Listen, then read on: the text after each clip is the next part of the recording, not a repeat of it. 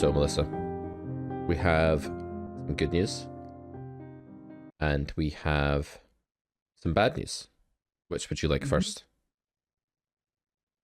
I like the bad news first. Most people do, don't they? That's always been my style.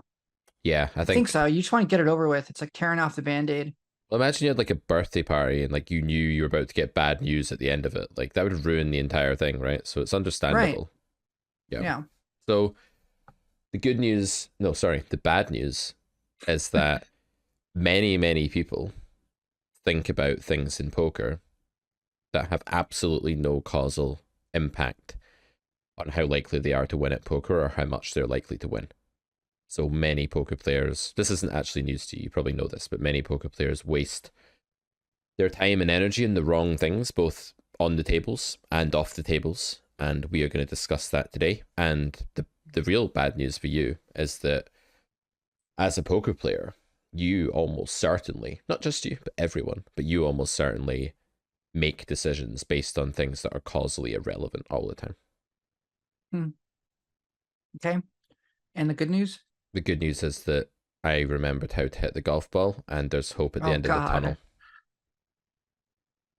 So basically, so the good news only concerns you. Summarize your golf game, which this podcast is not about your golf game. Summarize, you're bad at poker and I'm not as bad at golf as I thought. The end. I question why I do this, why I subject myself to this. But I'm happy. Well, I guess I'm happy about your golf game, but if only because it makes you less grumpy. But yeah, let's dive into the bad news. Okay. Because I think that causation element is everything. And I'll just say, like, if you're kind of like not on an upswing and you're not on a downswing and you're just kind of progressing in the natural course of things, and maybe your graph looks a little jagged, but is maybe kind of trending upwards. So, you're just kind of playing, you're just kind of moving forward. I think it's important to kind of think about this causation piece a lot, because it's easy to get lost in, like, oh, poker is like, not that it's easy. I don't think anyone who has any sense at all thinks poker is easy, but I think that it can feel routine and it can feel like you're going to get a certain result in most situations. And so if you just proceed accordingly, that result will continue. And so the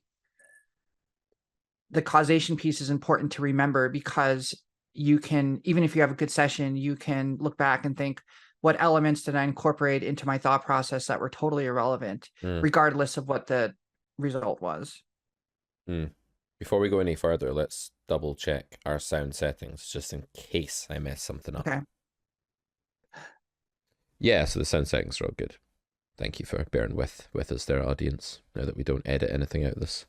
Yeah, I totally agree. I think it's super easy to get into neural pathway habits where, like, at some point in your career you cared about a particular thing and maybe you had reason to care about that, like someone told you to, or you saw it somewhere, you're talking to someone at life table and you began caring, let's say, about what your bluffs are in some spot when you're value betting. Like at some point you just got into the habit of being like, but what would I be bluffing here?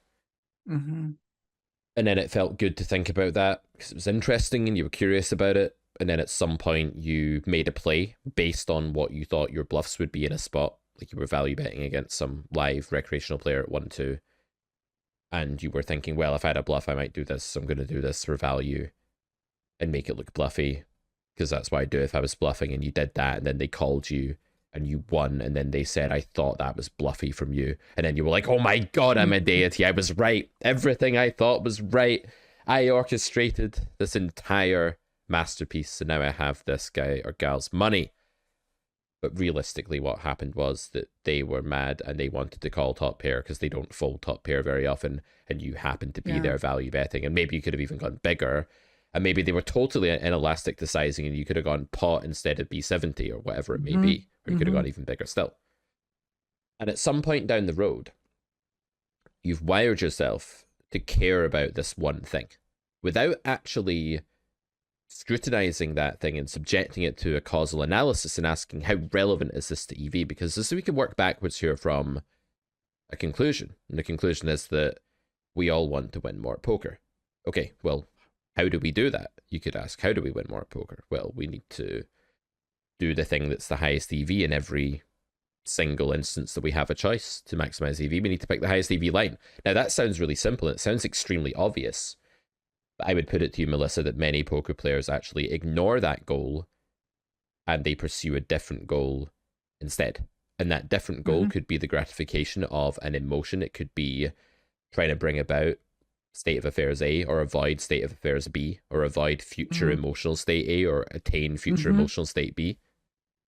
Or it could be some pseudo-logical thing that's not actually rational and isn't causally relevant, such as, well, my bluffs in this spot would be this, so I'm going to do this for value. Or my range has an advantage here, so I'm going to mindlessly bluff this river against this fish without thinking about what my fold equity is, or something like that. Be like, range advantage, or I had range advantage, or the solver likes these blockers, so I did it for that reason. All of these are what we call insufficient reasons for things when we admit that the goal is to maximize EV in every single place where we have the chance to. So what we're looking at here is an epidemic of people being addicted to thoughts that sound good, that sometimes lead to good outcomes, like winning money, while never fully scrutinizing causally which of their thoughts causes them to play well and which of their thoughts causes them to play badly. Yes, absolutely. I'm going to bring up a hand from this weekend that I played, which was a cooler, but what bothered me, not so much, I mean, it's a cooler, whatever, but my thought process is what bothered me, because I don't even know whether it would have been correct for me to fold, but how the hand played out, but I don't even really care about that either.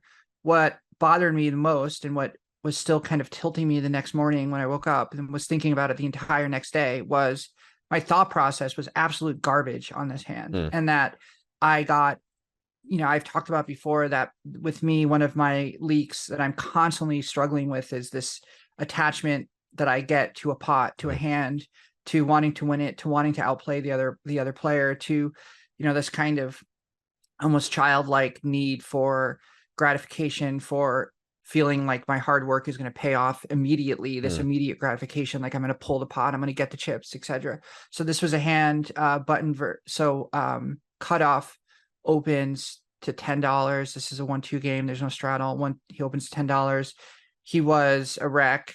I hadn't really played with him much before, but I had played with him for about 2 or 3 hours at that point, and I kind of understood where he was at in his skill level. And so he was in a terrible emotional state, like he was upset and crying and drunk and stuff, like just as the hand was starting.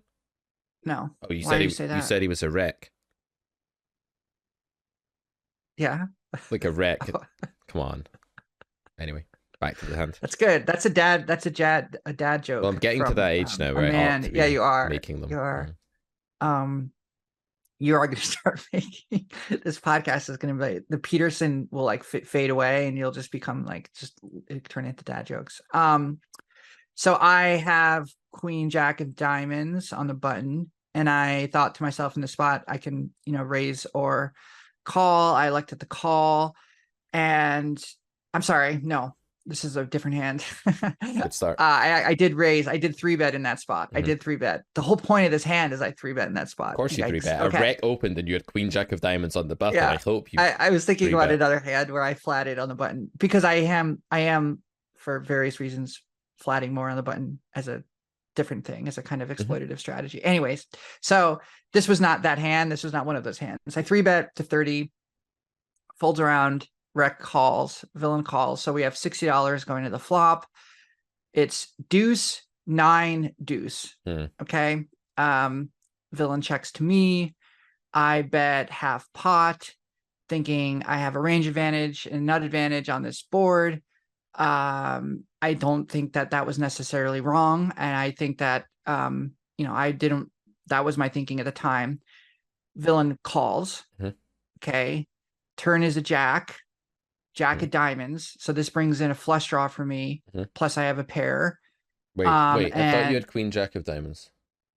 Yeah, I do. So it was deuce, it was deuce, nine, deuce, and there was a diamond on the flop You had and then a two diamond diamonds on on the the turn. flop because the jack of diamonds The two can't come diamonds on on the the flop. turn if I'm you sorry. have the jack Yeah. of diamonds. I'm That's sorry. the I'm rigged sorry. deck. I'm That's sorry. like what's going on in the high stakes world right now, like that kind of That's a thing's going on. hustler. That's an ACL Yeah, situation. yeah. Yeah. No, that's not my game. Yeah. The point is that I had the jack on the turn, which increased my equity. Okay. So villain checks to me, and I think these spots, I guess we can maybe get into it more, but I B75 and he flat calls again. Okay. The river is a 3 of diamonds, bringing in the flush for me. Okay.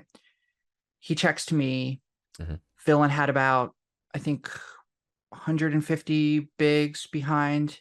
So essentially like a pot size bet for me. Like if I went all in, it would have been I had him covered, but it would have been a pot size bet. Live sizings are so huge how the pots get this big this quickly that now you can shove all in 150 BB deep and it's only for pot. Like to do that in like with the sizing structure you've mentioned, to do that online, you'd have to like 2x pot now or something like that.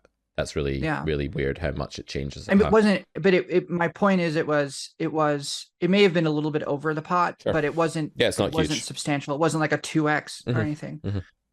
So I jam and he snap calls and he had pocket 9. So he had flopped a boat. Yeah. Okay. And so, okay, shitty run out, whatever you want to call it, all of that.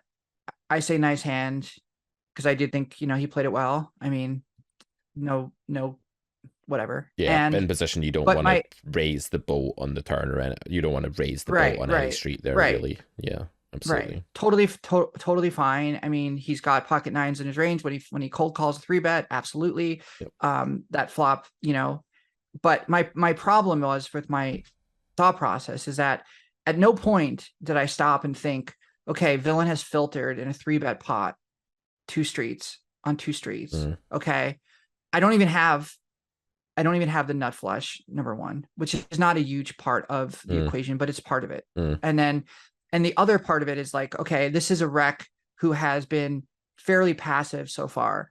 What is he doing here? What is he calling with? I mean, aces, queen, maybe jacks through aces. He probably 4-bets. Maybe he flats with jacks, but he would have had a set on the turn.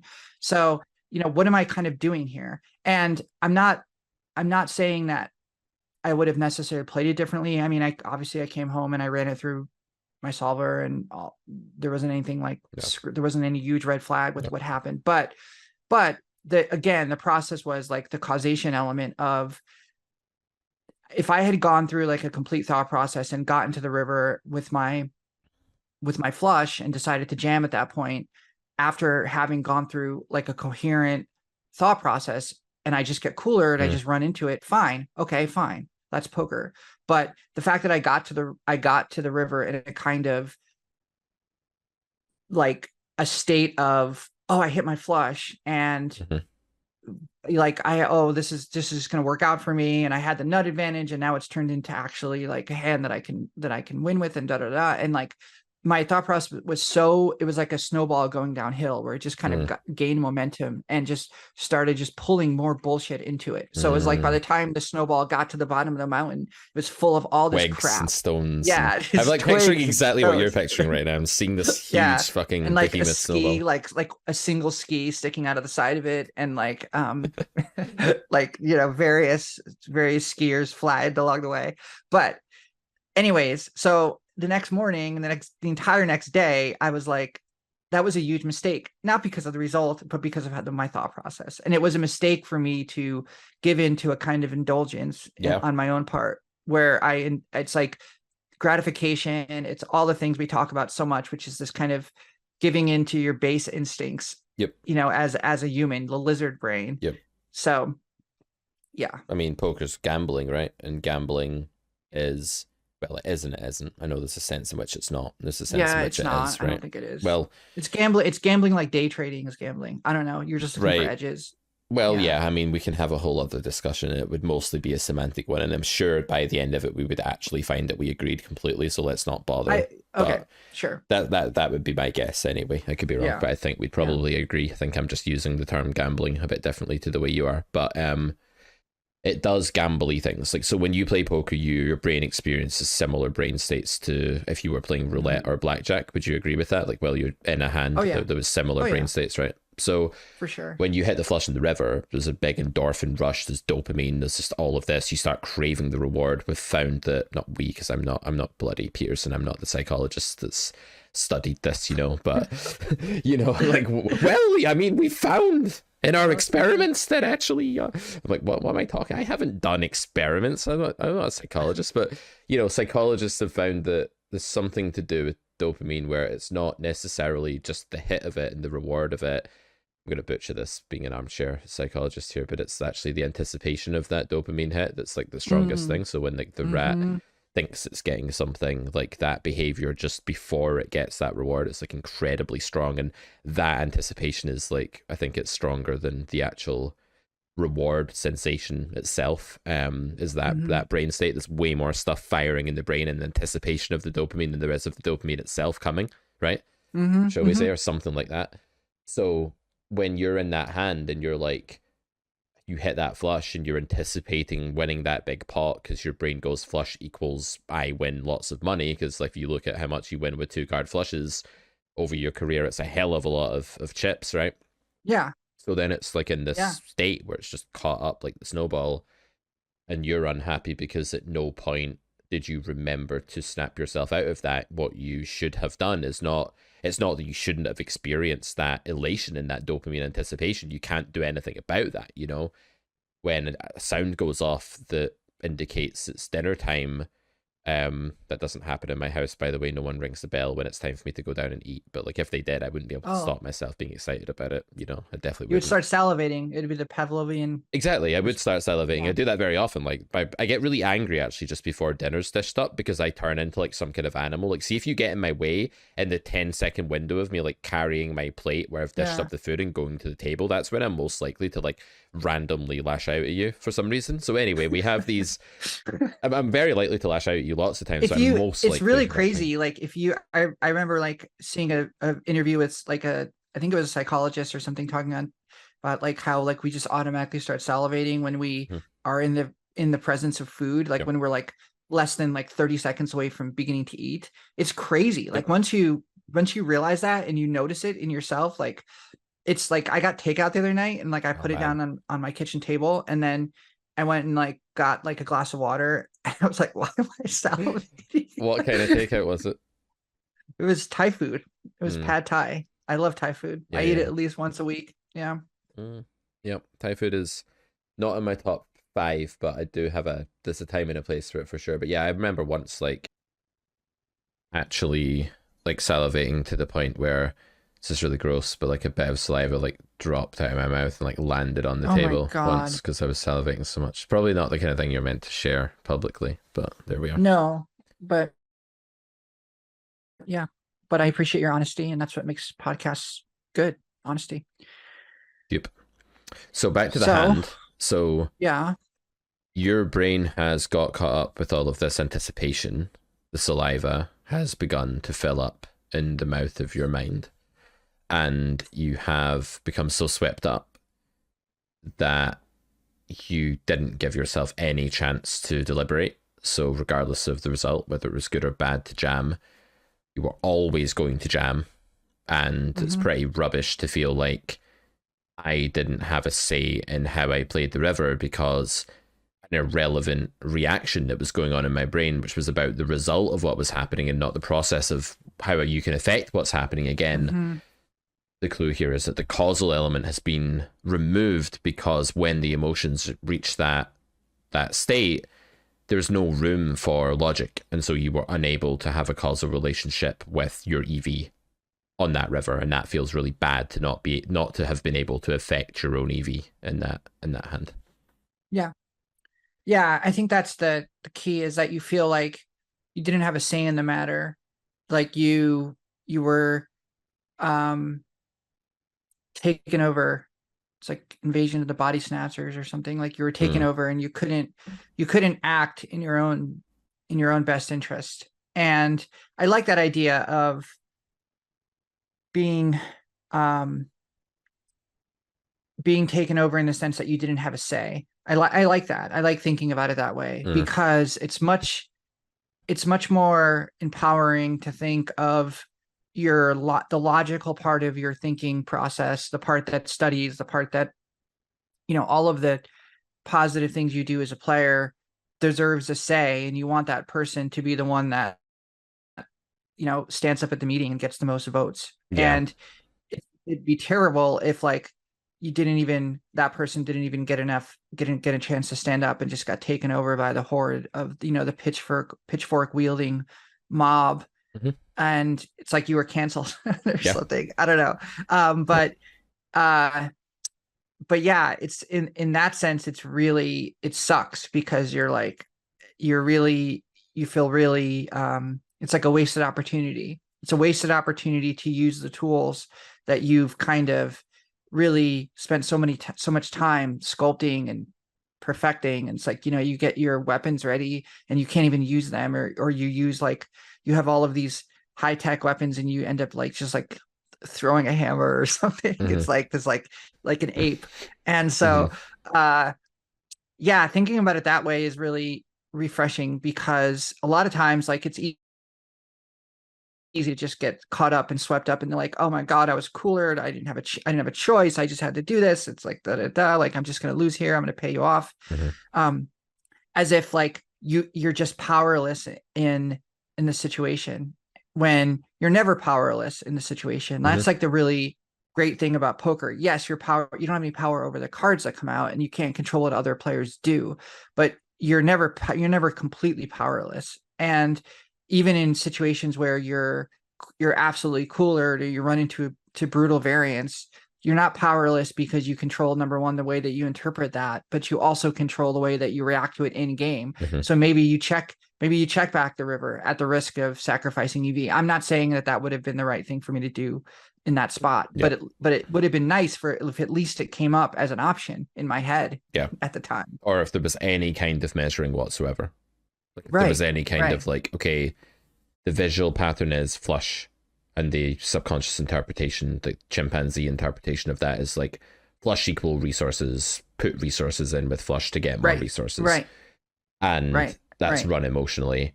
And then there wasn't even room for is my equity the 84% I need it to be to jam the 1.2x pot? Because what equity thresholds are from doing carrot poker school.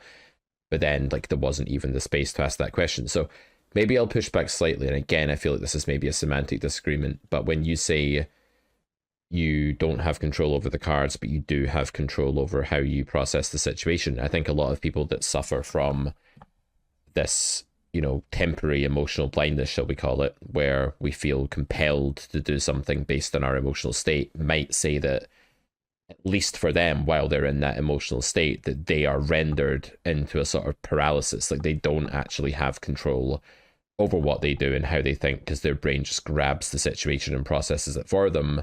And in response to that, I would say, okay, but that's temporary. So if you are temporarily paralyzed by your brain's really strong lizard brain interpretation of what's going on, and by the various chemicals that are administered, to manipulate you into doing what it wants, it's basically just a brute at the back of the cortex, sending you chemicals to get its way. It's highly fiendish and kind of a bully in that sense. And the thing is that emotional interpretation has a purpose. It's obviously to get you to react, with conviction and quickly wherever you need to do those things. But it wears off, because it would be highly impractical to your survival if you were always in a state of arousal or stress or dysfunction. Basically, if you were always in a fight or flight mode, or always, anticipating immediate dopamine hit, you would never be able to live your normal life. So inevitably these emotional states and these desire-ridden states, they do wear off. So what I say to my one-to-one students, and what I'll say to you is, well, next time that happens, I wonder if you can just be a bit more aware that it's happening, because that's really all it takes. Because the minute you have awareness, I was saying this to a student just this afternoon, an hour before our call, if there's a boogeyman under your bed, like a shadow on the wall. And imagine you're the kind of person that like at night looks at something and sees some kind of monster because like your eyes are like playing tricks on you. I know I do that. I imagine that like generally people who are wired to think like somewhat creatively can easily look at one thing and their brain can construct something else, right? So I'd imagine you've done that in your lifetime. And when you shine the light on that emotional state and you're like, oh, this is just a dopamine anticipating desire ridden state that's trying to cause X, Y, and Z through the administration of A, B, and C chemicals, it's way easier to then say, okay, well, that's not a particularly convincing thing. Like that process doesn't seem like it should have power over me. And it will subside. It's temporary. So live is kind of nice because you have as much time bank as is socially acceptable, shall we say. So you could maybe take like in a big river decision like that where the pot's grown, you could take a minute or two and it wouldn't be like completely ridiculous, right? You won't want to take 5-10 minutes. That's absurd. But you can take like a minute.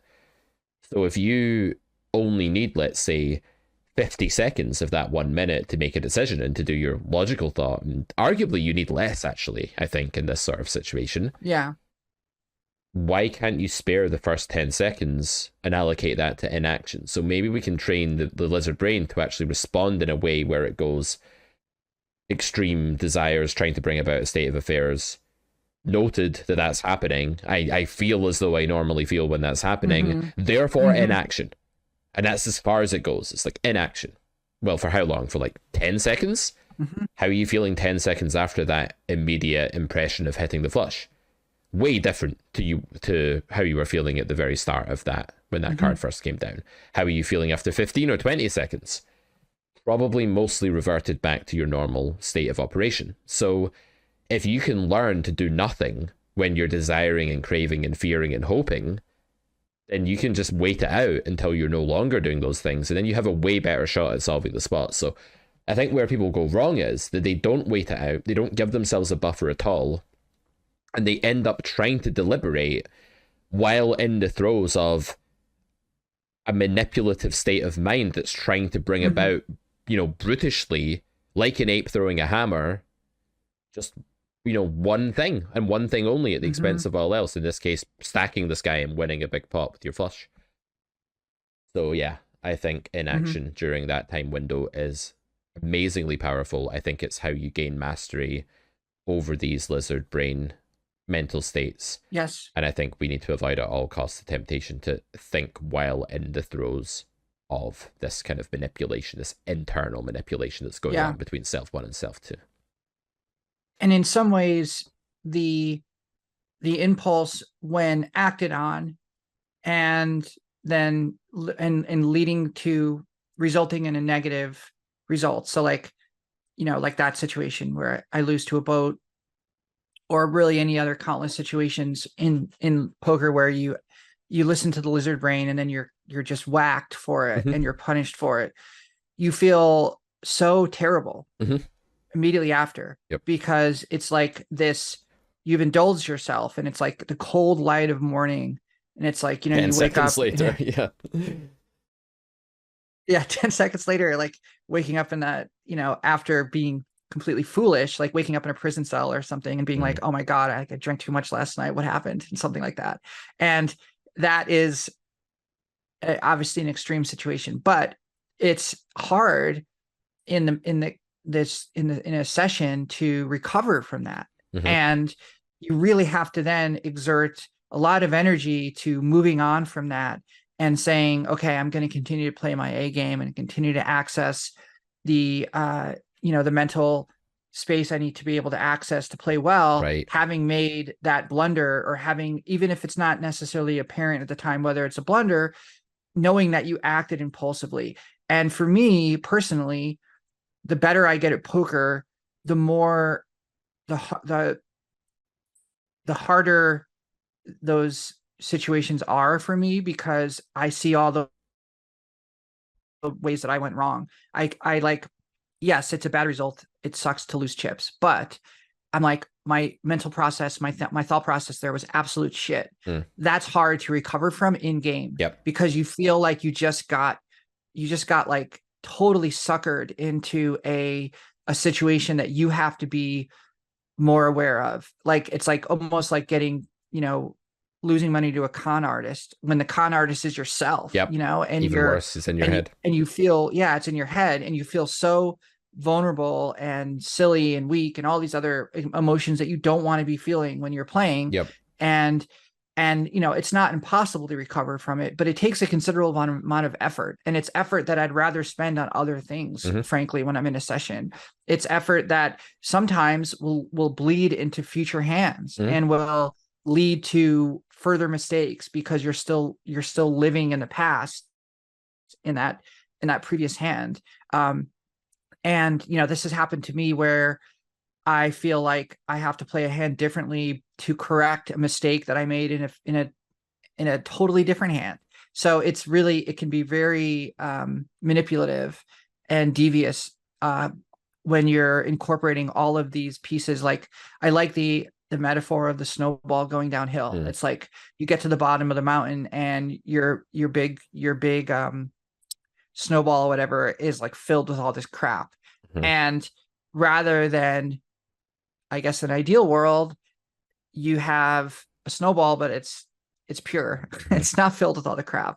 And that is, like, realizing that your thought process is so polluted is difficult. It's one thing if the session's over and you're off the table and you're reviewing the session, or you're away from the action.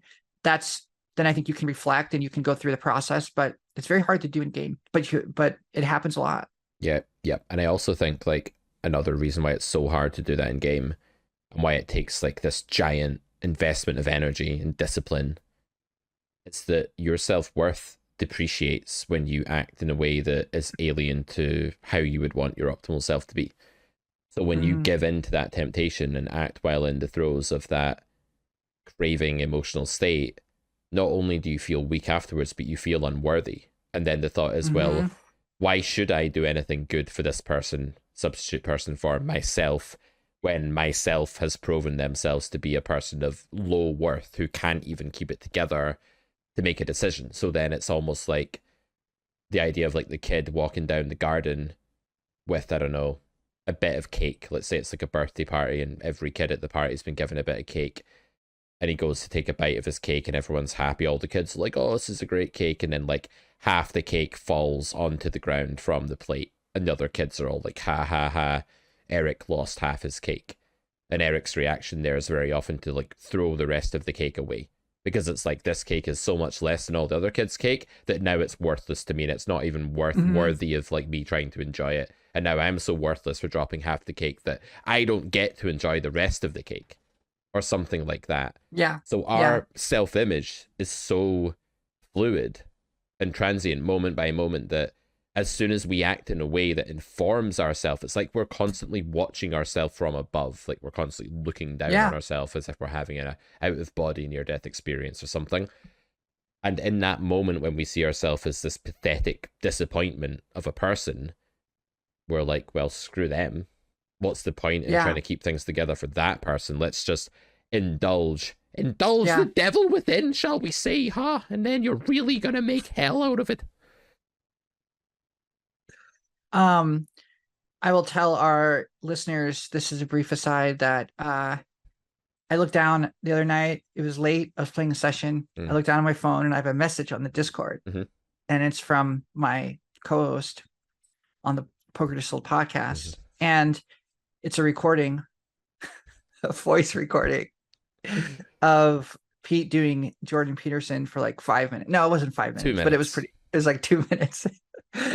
But it was actually bizarrely helpful because I was having a difficult session and it was really funny. It was extremely weird, but it was really funny, and it actually was quite helpful. So, and as a split screen, like what that looks like for the viewers, so they can imagine this world better that we live in, is that there's an 8-hour time difference between Melissa and I, and I'm like in my kitchen making my coffee, feeding the cats, walking about waiting for the kettle to boil. And then I'm like, I want to do impressions to people. Sometimes I get in this mood in the morning where I open up WhatsApp groups and everyone, and all these chats and Discords, and I just send people random impressions of things. And yeah, I was practicing my one particular impression of him that morning, and it was the one about like when hell, not hell, but when like a tragedy comes to you, you have two options, right? Like you can either sort of give in. Like he tells the story of Cain and Abel. He loves to go on about that, right? And he loves to tell the story about how Cain sort of becomes better and grows jaded, while Abel is like a good boy and pleases the Lord and all of that. And I'm not particularly religious, but I can still take something from these anecdotes, although not necessarily what I think he wants me to take. But that story is kind of like, well, when hard times come, when you're at the poker table and you absolutely disappoint yourself, like you act in a way that is so unacceptable to you that you now want to reject yourself and you want to become Cain and you want to say, well, to hell with it, because I'm a shitty person anyway, so why don't I feed the demons within? And I think in Peterson's view, there are always these devils and demons inside all of us that are like this sort of pit of snakes just waiting to be fed so that they can grow into anacondas and pythons and become bigger and stronger and then like truly take over. And his line of thinking is, well, when that adversity comes, let's make it a smaller scale, because poker's not quite like the travesties that he's talking about in life. But when that happens at the table and you disappoint yourself like that, which you will, you're going to disappoint yourself like that. You're going to make a tilted call every now and then, or a bad bluff based on a desire to win the pot. What are you going to do? Are you going to succumb to your temporary self-image where you're like, I dislike myself and I'm unworthy? Because if you do that, you're kind of lying down and saying, everything was too tough for me. I was conquered. I was bested. I'm nothing. And therefore it no longer matters what I do. And I don't have to hold myself to any standard anymore. Or you can take the path of, the good old stand up straight with your shoulders back quote, where he's talking about actually facing adversity in spite of it being adversity. Basically saying like, yeah, life is awful. Like it's terrible. But it can be a hell of a lot worse. That's like the takeaway, right? So when you tilt off a stack, the Queen Jack hand's not even the best example because like it's arguably fine, right? Like anyway, but say that was a hand where you called a river bet that you knew wasn't bluffed really hardly ever at all. You knew it was an underbluff spot and you called off a stack with like a good absolute hand, like two pair in a spot where villain just has too many straights and not enough air. And then you knew you should have folded, but you couldn't because you were too desperate to win the chips and you couldn't let go of that hope. And you're confronted with a sense of, I have failed myself, I am awful. But then it's like, but if I start disengaging with my session, I stop trying to play good poker and I start desperately trying to claw the money back, things go from bad to hell. And then, unless I get bailed out by the deck, which sometimes you do, because in poker, the deck can actually bail you out. When you act like an absolute moron ape in poker and throw hammers at everyone, sometimes the game's like, yeah, okay, you get to win 3 buy-ins this time because you did that. And you're like, oh yeah, great. And then it becomes internalized, right? I had a student like a couple of weeks ago who literally, when he was down a few buy-ins, had to either play until the devastation was so great that he was forced to quit, like a wounded animal limping away on its last legs bleeding out, or he got even or into the black by punting. And it had to go one of those ways. And so the punting was like a transitioning from one state to another state, like from one mental state to another mental state. And that's what we do when we've decided that we can no longer stick to our game plan. We begin trying to transition to some other mental state. When you went through that the other night, right? And you're confronted with this real stark choice of like, do I start clawing at pots and do I start behaving that way? Or do I like actually just go, no, I am still worthy of being looked after by myself and I am still motivated enough to look after myself. So both the parent or the adult who does the looking after and does the mentoring and steers you back on the right track, and the child whose impulses and emotions need to be, moderated and reined in and comforted and soothed, they both need to play ball. The child needs to say, I'm worthy enough to want to be soothed and fixed here. And the adult has to say, you're worthy enough for me to want to soothe you and fix you. And I'm still committed enough to want to do it despite the adversity. And I think for most poker players, they don't get that far because their subconscious makes them, game's a bogey, knock over the Jenga tower, throw Yeah. the cards all over the place, drop the rest of the cake on the ground and stomp on it without them even necessarily knowing that that's what's going on. It's almost a default reaction for Yeah. poker players. Yeah. I have a couple different things that I do that are not it's not like I'm soothing myself as you were speaking, like talking about, like I don't like do that internally, but I do have a kind of mental process where I say, what if what made me like, what is my goal? Like I want to be a good player, a good poker player. What if the very thing that makes me a good poker player is the challenge that's in front of me right now? So it's not having a 35 BB win rate in live poker. It's not having a graph that I can show off to people. It's not playing at the highest levels or getting staked into the biggest games. It's not playing on stream and being, well known. It's not any of that. It's surviving this moment. It's being able to not fall apart in this moment. It's being able to not berate myself and tell myself I'm worthless and all of these terrible things, for making a mistake. It's reminding myself that mistakes are a part of poker, and that the very thing that makes poker worth playing is the fact that we can't master it. And that, just like there's a great quote from one of my favorite novelists, Cormac McCarthy, where he says, every time you write a novel, you always have an image of a better novel. So you're always trying to write a novel that you can't write. Yeah. And the reason you write novels is because you can't write better novels. So you write the novel that you write and you produce the novel you produce. And it's never as good as the novel that, you could have written. So there's this sense of the harder you try, the more elusive the goal becomes. And you want that, because when you achieve a goal, if you're at all a conscientious person or a person who's motivated and a hard worker, as soon as you achieve that goal, you know what you feel? You feel depression. You feel a sense of disappointment. You feel a sense of deflation, because you've gotten to the top of the mountain and it's like, now what? And you're looking at the horizon and you're saying, what other mountains are out there? I really hope this isn't the tallest mountain there is, because then I might just jump off the mountain because I have nothing else to do. Yep. And so the idea of like mastering poker to me is horrifying, because if I master poker, it's like, what else do I do? Oh my God. Like, I guess I have to start playing chess or something with all of those dysfunctional people. But in all honesty, like the suffering comes because you have this image in your head of like the ideal player that you are. You're absolute, we'll call it maybe the A+ game, right? Like the A game is achievable, but the A+ game is never achievable. But in your mind, you're thinking, I need to be playing that A+ game every day, every decision, it has to be right. And so when you fall short of that, you suffer. But what if you changed the mental process and the framework to where you said mistakes are a part of poker, they are to be expected, and not be surprised, and don't be surprised, don't be shocked when this happens. Don't be so sensitive and so fragile that when you're confronted with the reality of the complexity of this game and your own limitations as a human being, don't be so shocked. Like, don't be so innocent about this whole thing.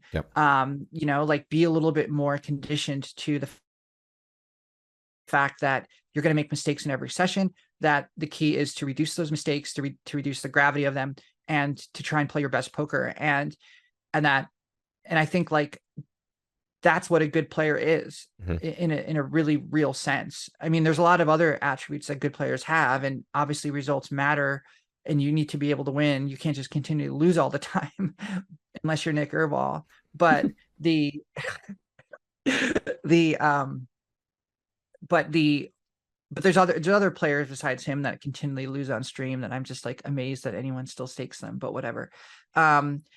The point is that like reframing it to be like, okay, instead of this being an abnormal thing, I acted on the lizard brain impulse on a river. That was wrong. Now I feel shitty about it. Instead of being like, this is so unusual, you can be like, oh, this is like somewhat normal. It's kind of like hitting a pothole when you're driving down the street. Like, you don't want to hit it. You would have liked it if you could have avoided it, but it's there, and you ran over it. So I don't know. That's just kind of some of the ways that like I think like fleshing out those points that you were mentioning. Yeah. No, I think that was an amazing rant. So the pothole thing is brilliant because it's such a perfect analogy. Because when you hit a pothole, how long do you stay annoyed at yourself for, or annoyed at the pothole? Like 4 seconds before you're like, is my car telling me I have a puncture? No. No. Okay, great. Let's get on Yeah. with life. And Yeah. is a puncture there like Yeah. 1 in 50 times that you hit a pothole or something? So usually you're okay. Apart from for me, I have trauma about that because I told you about my horrible Oh Albanian God. driving Yeah. instructor I used to have. So if I hit a pothole, he'd grab the wheel and be like, "That's not how you fucking do pothole, mate. This is how you fucking do pothole." And he'd like jerk the wheel, like Oh even my like to try God. and like angrily demonstrate like a car avoiding a pothole. He didn't do a good job because I still hit potholes like every time it's possible. I'm really good at seeking them out. But yeah, that's a great analogy, and a lot of what you said there ties in with another theme, which is once again a kind of Petersonian theme, just to like dwell on this a bit further. But it's a different one, and that is the progression of sort of innocence to cynicism, and then finding the right balance. So like if you begin with Yeah. like naivety, that was like the whole thing that we all start our lives with some amount of naivety, like the kind of the childhood innocence. I wrote this story when I was like 15 in high school called The Vet, and it was about a kid that had a dad as a vet, and the dad was always like looking after animals and going the extra mile, and they'd bring like a cat that was sick into the house from the practice because the dad was worried it wouldn't make it overnight, and he like put his dad on this pedestal until one day he just overheard them his parents having a big like domestic argument, and the dad was like shouting about a dog that they'd taken in, and they said something like, well, that old fucking dog's just gonna die anyway, or something like that. And when the kid heard it, his whole world like shattered, and he had all these Mm. vet models in his bedroom, and he like threw them all out the window in like a tantrum. And as he did, he saw like on the base of one of the models it said made in Taiwan, like to sort of like it's like my way of trying to show like the imagery of how fake it all was or something. But anyway, like in the vet, this kid's It's innocent like an was anti-globalist. yeah, it was like, it wasn't even about that. It was just that like No, most I of the know, I toys know. were made in Taiwan then, and that Yeah. was like, oh look, this thing isn't even real. It's just a model horse that the kid said Yeah. doesn't mean anything.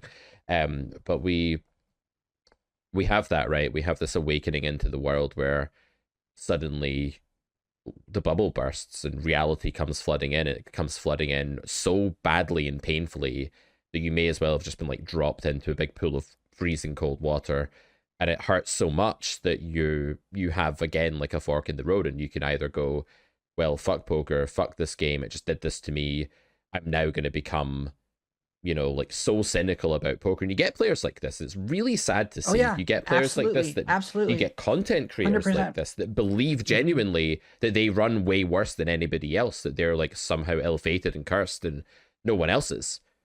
And it's so ludicrous. It's just that they've taken that cold ice bath that poker's going to inevitably give them, and they've turned it into cynicism. Peterson's idea is that cynicism is an improvement on naivety. Now, I'm not sure I agree with that part. Like, I think that while it's better to be aware of danger than not aware of danger, if you lose too much, lust for life along the way, it could even be way worse to be cynical than naive. I, for one, would rather be Yeah. naive and one day get suddenly wiped out and not know about it, but still enjoy my life, than live for 75 years as a cynical bastard. Like, I think I would disagree with, you know, Yeah.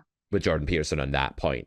But of course, like anything, the sweet spot is in between, right? And it's like, well, how do we take all of those failings, like these mental game afflictions that plague us, all of our mistakes, our blunders that we can barely even look in the mirror the next day when we've made them, and then how do we take those cruel, out of our control acts of variance that happen and are inflicted upon us, and take all of that, yet still keep a lust and a curiosity and a thirst for knowledge, and still be able to show up at the poker table keen and excited and curious and fresh.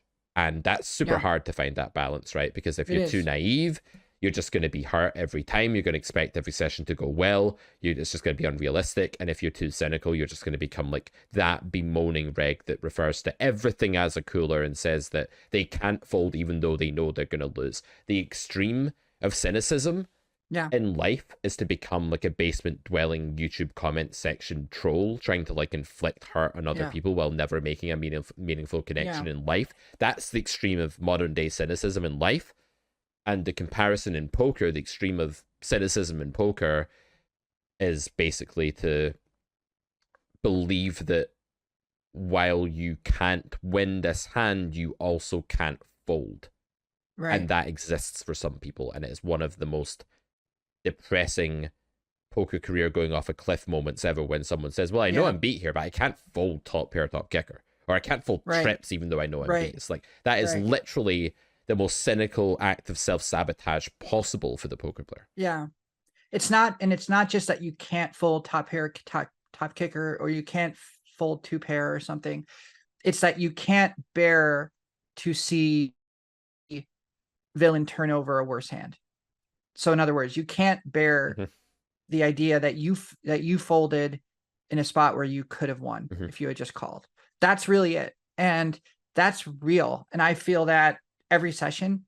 And it's real tough. There's a YouTuber who I think he's pretty well known. I'm forgetting his name now. Is it Wheezy? Easty? Or no, not Easty. Not Easty. I know Easty. Easty's pretty cynical. Like, I mean, I wouldn't no, it's anyways. Weasel. He's Weasel. That's it. Weasel. Okay. Yeah.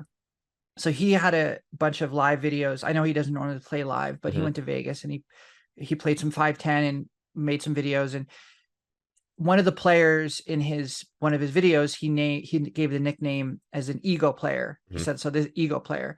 And he said he's an ego player because he loves to outplay people, and he loves to show a big bluff and throw the cards out on the table and this and that. And I thought, gosh, that's such an interesting tag for a player, like an ego player. I've never actually heard that. Maybe it's normal, but that's the first time I've come across it. And I thought, okay, well, I certainly am guilty of being an ego player sometimes. I don't think I'm always an ego player. I think if maybe I showed up in some YouTube video, I don't think I would get tagged an ego player, but I do have those attributes. And I thought, how interesting to think of that piece of the causation puzzle as like, how much of it is ego? And I know we've talked on this podcast before about the role ego plays in poker, and it can be both positive and negative. But putting aside kind of that deeper discussion, the idea of I can't fold top pair, top kicker because I can't bear to realize I've been bluffed.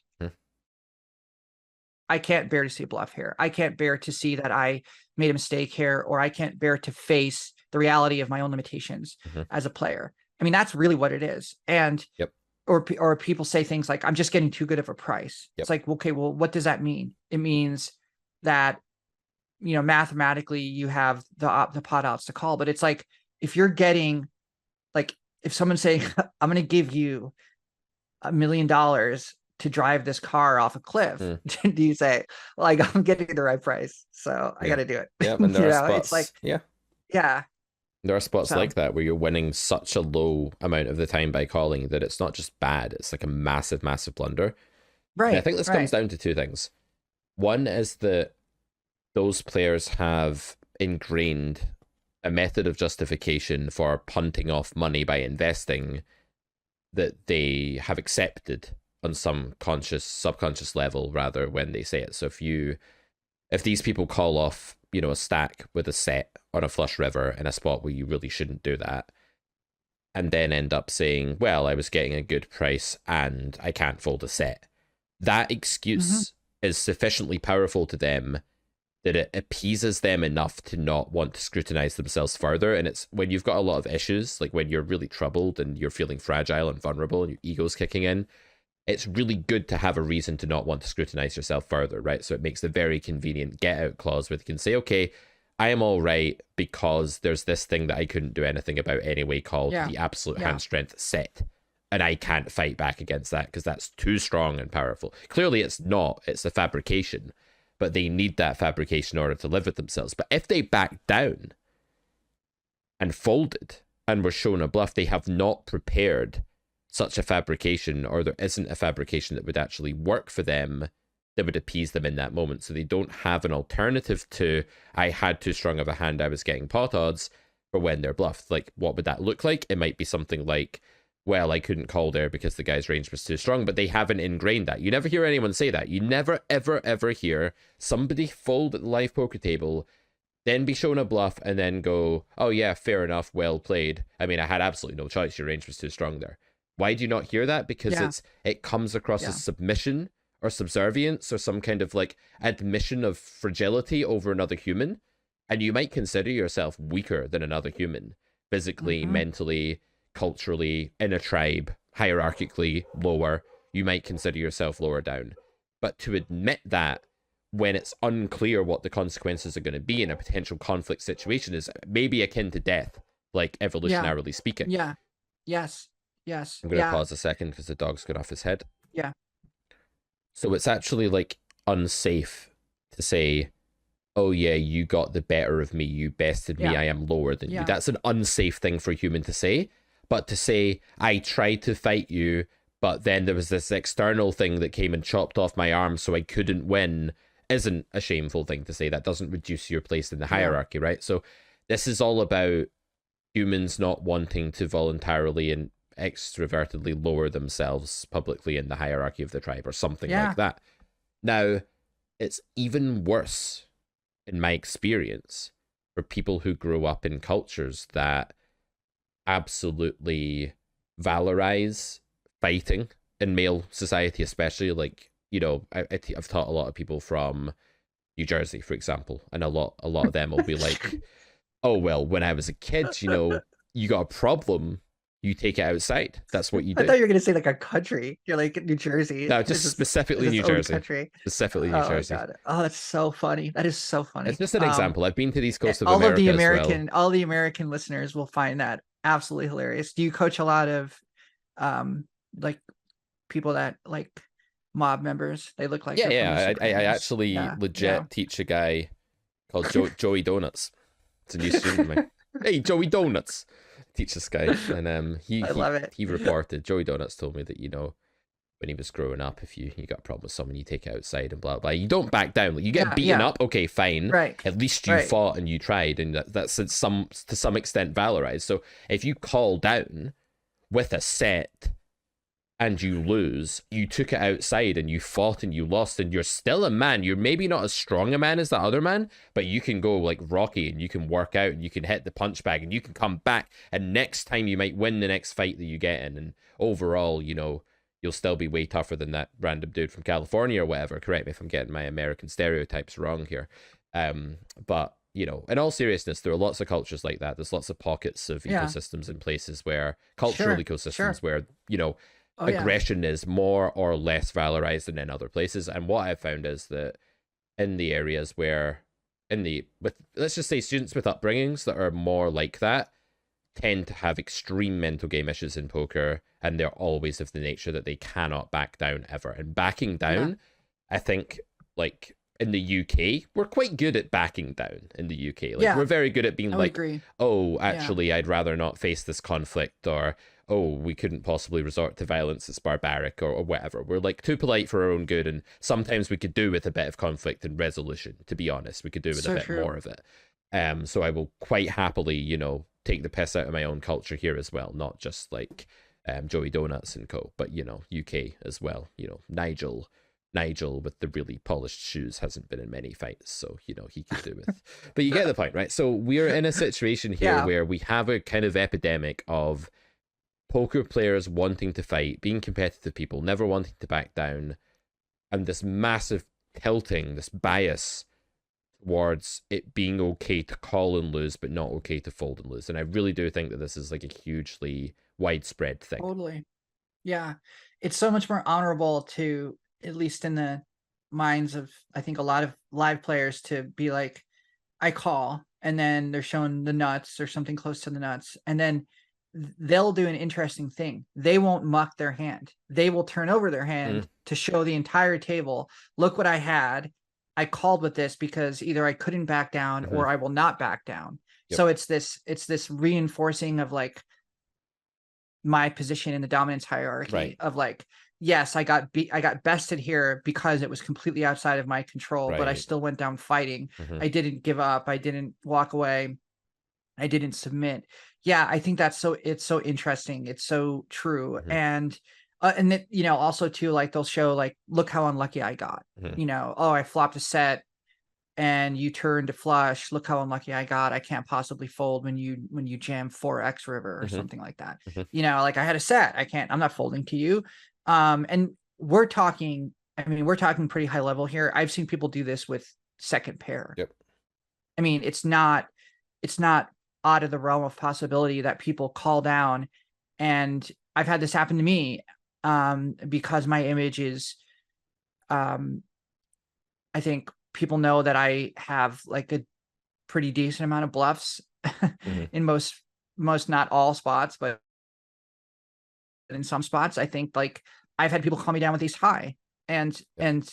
in just ridiculous calls. Um and so that's interesting. I had an interesting conversation last night.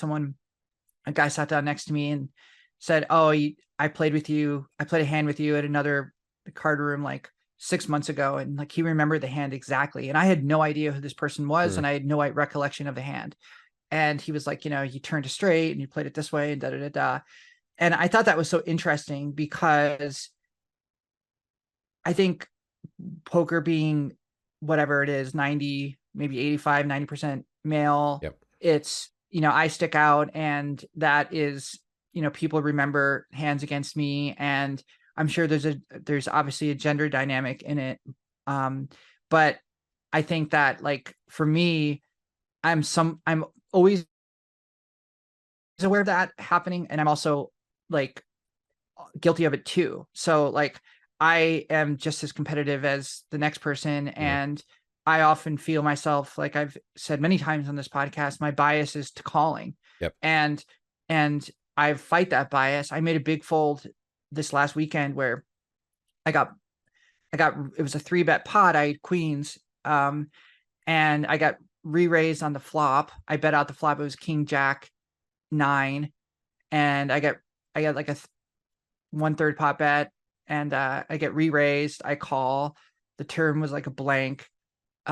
He bets like 75% pot. I call, and the river is like another blank, and he just 4x'd it, just jammed, and I folded, and he showed pocket eights, and like that's like a situation where I really was close to calling for a number of reasons, but I was like, I have a bias toward calling these spots. He re-raised me on the flop. It would be insane for him to do this with like a low pocket pair. It's possible he is, but he's also doing this with sets and 2-pair and things like that. And so I folded, and I ran it through a solver, and it was 70-30 to call versus fold. So I folded whatever, but I wasn't like, at the end, like I told him, I was like, I had pocket eights. That was an insane bluff. Mm-hmm. and it just was, and it was just insane. But like, I didn't feel like I had failed, or that I had Yep. like I had like, I don't know. I didn't feel like there was anything necessarily like totally wrong with it. I actually thought maybe it was like closer to 50-50. And I was like, I don't know, like, but that was one of those situations where like, it was so abnormal and so unusual. And like, I could have been like, oh, I have queens. There's one over pair. I'm not folding here. I'm blocking like certain straights or whatever, and gotten into that, and then called, and I would have been right, but I folded. Yeah, you would have been fortunate. You wouldn't have been right because you didn't call knowing. That's true. So I'm going to go on a crusade to just debunk right, just to stop. I'll never succeed because there's lots of live players all saying right, and there's one of me just rambling angrily on the internet to a couple of thousand people.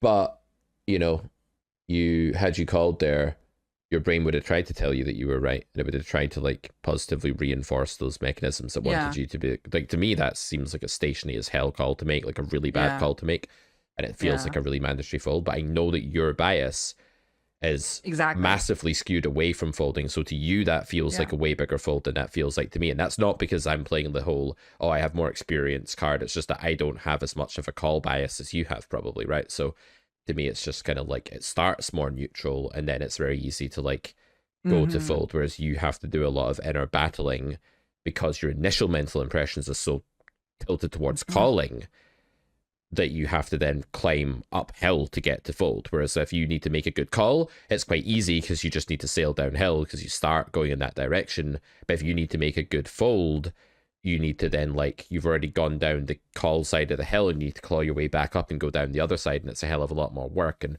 the fact that you know that is just really important, and it's going to allow you to make more folds like that. But yeah, it's good to find some way to valorize folding, even if that isn't going to be a dopamine hit and it's not going to be like a instant reward or gratification.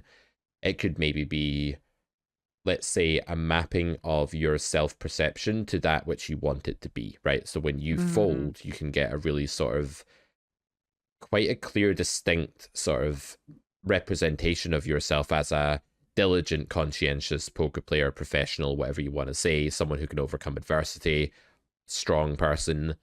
And that can be character building, because like at the poker table, the more real confidence, the more like real solid confidence you can get, not fake confidence that's based on ego and based on, you know, Joey Donuts wanting to fight some other like guy that doesn't want to back down, and then the one with the best hand happens to win. That's not confidence. That's anything but. That's a compulsion to fight can actually be confidence, right? Like it has to be some kind of giving in or powerlessness if you're not able to fight that within yourself. So I do think that like you can map your good folds onto the image of who you're striving to be, and you can sort of knit that together a bit, and that can help you project a better image of yourself in the future and feel like you're being who you want to be. Like it's a really satisfying thing in life when you do a hard thing and you maybe don't enjoy it, but you get it done because you know that you need to do that to be who you want to be and to handle the situation virtuously. And I think you can do the same thing with folding in poker. Yeah.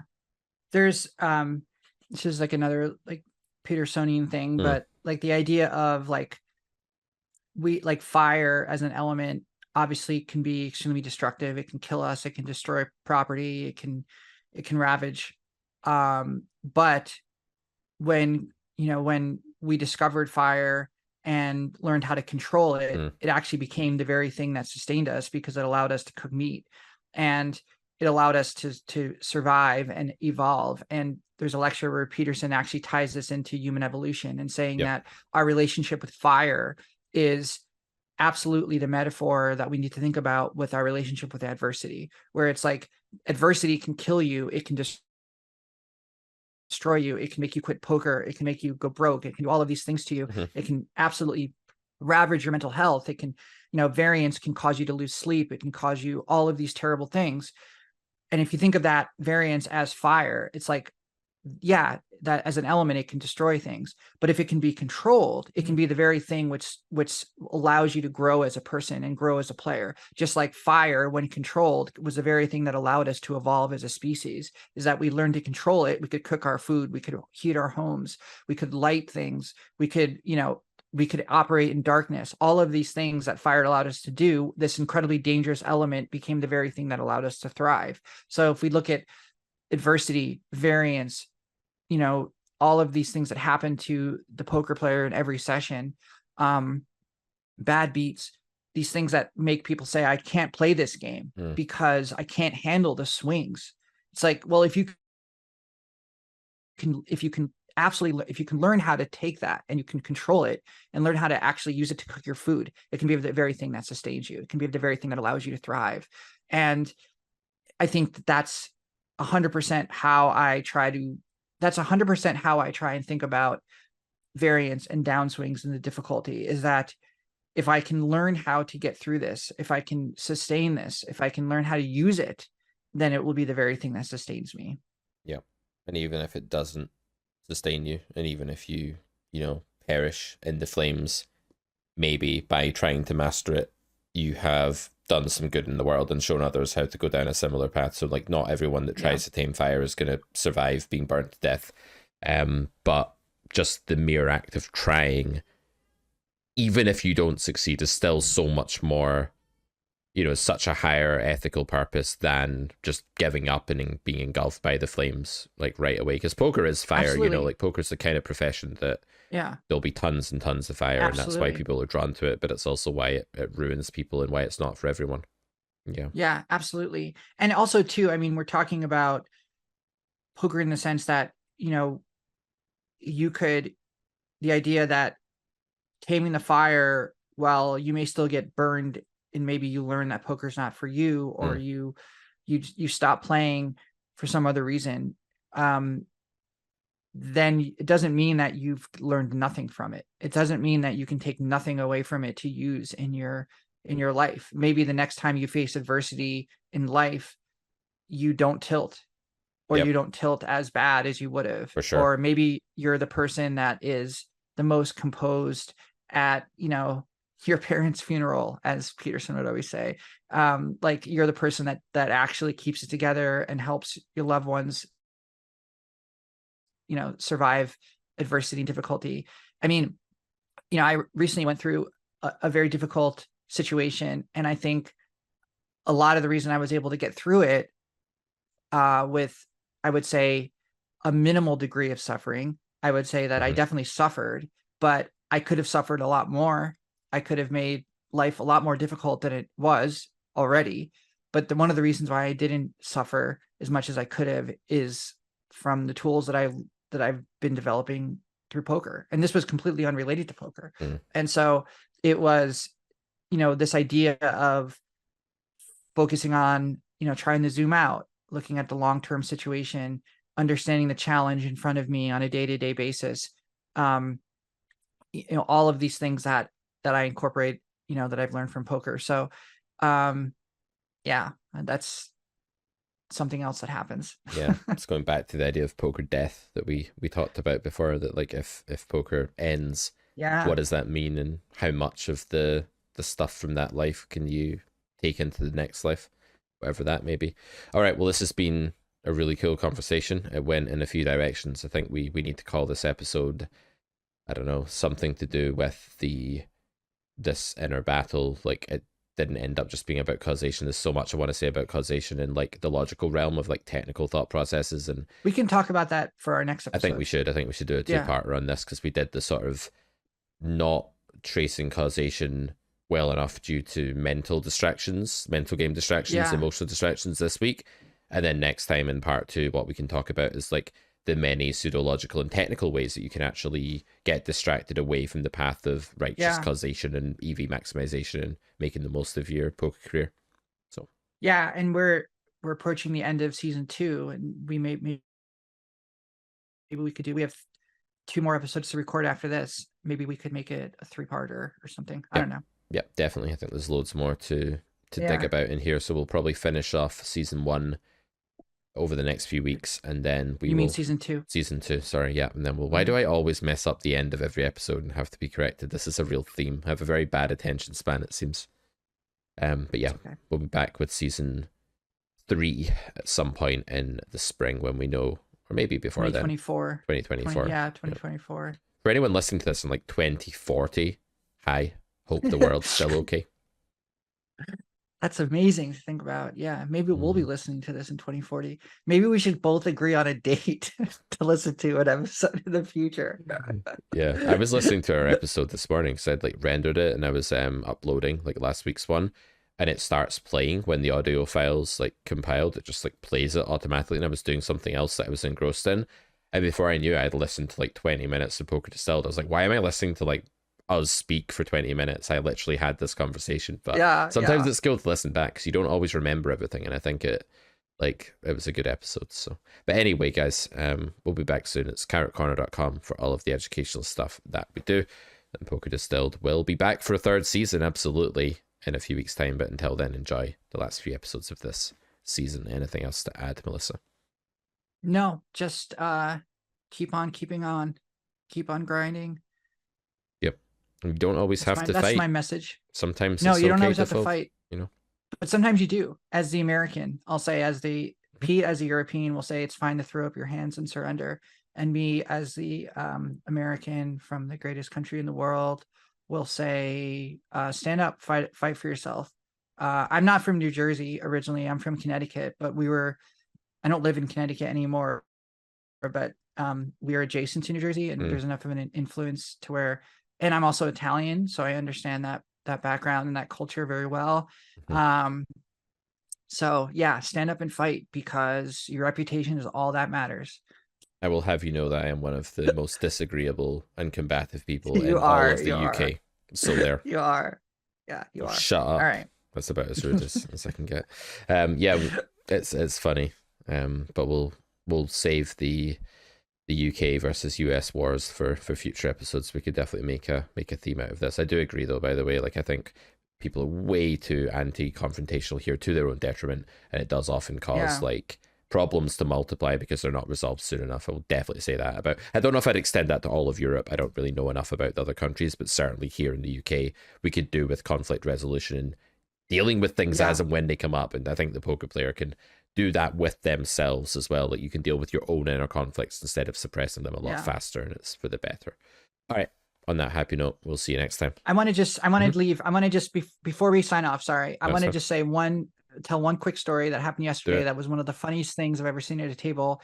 If you pay attention, there are sometimes these amazing moments. Um, so the person in the 3 seat was gone, and it was their big blind, Mm. and so the dealer, who was kind of short, whose arms weren't very long, said to the guy in like the 6 seat or the 5 seat, I guess, the guy directly in front of him was like, "Hey, can you reach over and put out his blind?" Mm-hmm. And the guy reaches over and he takes the chips and he puts them, and he wasn't trying to do this on purpose. He literally put him right in front of the guy's stack. Mm-hmm. So like it didn't help the dealer at all, because he couldn't even pull the blind in. So the guy basically helped with nothing. Mm-hmm. It was the most subtle. Like I looked at the dealer and he just had this look on his face like, are you kidding me? Like I can't reach his chips. Like you took it off and you put it just right in front. Like I still can't reach his chips. It was a combination of like utter stupidity and just disappointment. And the dealer was just like, are you kidding me? It was so funny. It was so unintentionally funny. It was this moment of like perfect comedy. And it was all unintentional. That made it even funnier. Yeah. So anyways, we'll leave on that little. Well, back in the day, you wouldn't have got a job as a dealer with short arms. It's only because of all the equality stuff these days that short armed people can even be dealers. So, you know, at least that's... I don't, yeah, that's true. That's a yeah, joke, by the way. I don't think that's true. I think dealers are in high demand from the people I know who are dealers. Apparently, if you can deal, you can go to.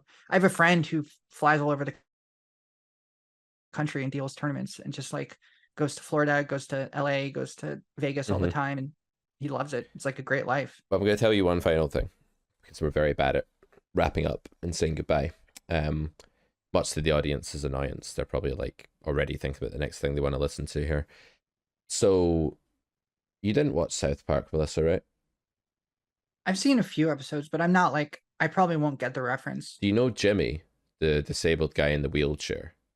It's like he's like a stand-up. He tries to be like a stand-up comic. No. Right. Well, go away. I want you to go away and listen to Jimmy after this, right? Okay. Because due to a technical glitch, I don't know what this glitch is yet.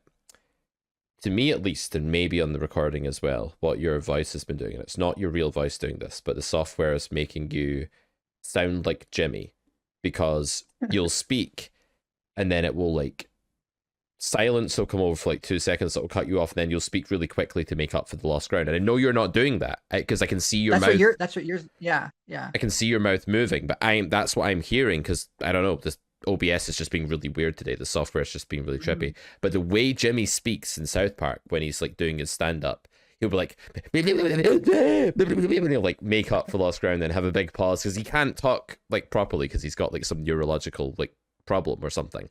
Go away and listen to Jimmy, because I think like maybe the audience will agree that's what it's made you sound like at times. Don't worry, it's not all the time, but it's like every couple of minutes it's doing it. It's quite weird. That's a good way. Thank you for that. So I just want you to know that that's how everyone's going to perceive you for this episode when you go away and watch that.